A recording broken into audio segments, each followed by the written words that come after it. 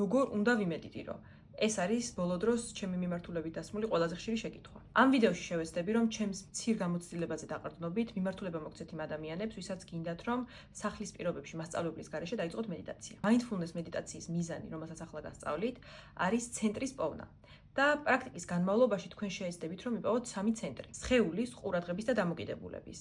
და ახლა ვიახსნი ზუსტად რას გულისხმობ ამაში. როდესაც მედიტაციას ვაპრაქტისებთ, მნიშვნელოვანია, რომ საკუთარ თავთან ჩამოვაყალიბოთ ერთგვარი მეგობრული ურთიერთობა. სხეულსა და გონებას შორის დავამყაროთ ჰარმონიული დამოკიდებულება, სადაც სხეული ავითარებს გონებას და პირიქით გონება სხეულს. ვიწყებთ სხეულის ცენტრის პოვნით, რაც მოიცავს ფიზიკურად სწორი პოზიციის პოვნას, სანამ მედიტაციას დავიწყებთ. ამ პოზიციაში არ ძალიან დაძაბულები და მოჭიმულები არ უნდა ვიყოთ, იმიტომ რომ ამ შემთხვევაში გაგვიჭირდება გონების მოდუნება და არც ძალიან მოშვებულები და წელში მოხრილები, იმიტომ რომ ამით ვასუსტებთ ჟანგბადის მიწოდებას, რაც თავის მხრივ იწვევს შემდეგ შფოთვას და მოუსვენრობას პრაქტიკის დროს. ხერხემალი უნდა გქონდეს მაქსიმალურად სწორ მდგომარეობაში. გნებავთ დამჯდარ მდგომარეობაში, გნებავთ ლოტუსის პოზაში და სანამ დაიწყებთ უშუალოდ მედიტაციას, უნდა იპოვნოთ ის ცენტრალური ღერძი, სადაც ხართ გაბალანსებულები, ისე რომ არც წინ, არც უკან და არც გვერდებზე არ გადაგვივარდეს სხეული. ამ პრინციპით ვაბალანსებთ სხეულს და თავსაც, რომელიც ასევე უნდა იყოს გამართულ მდგომარეობაში. თუ კი თავი არ გვექნება გამართულ მდგომარეობაში და ჩამოგვივარდება, ჩვენს ტვინს შეიძლება ეგონოს, რომ გვეძინება, რაც ჩვენი მიზანი არ არის მედიტაციის დროს. მედიტაციის დროს უნდა ვიპოვოთ შუალედი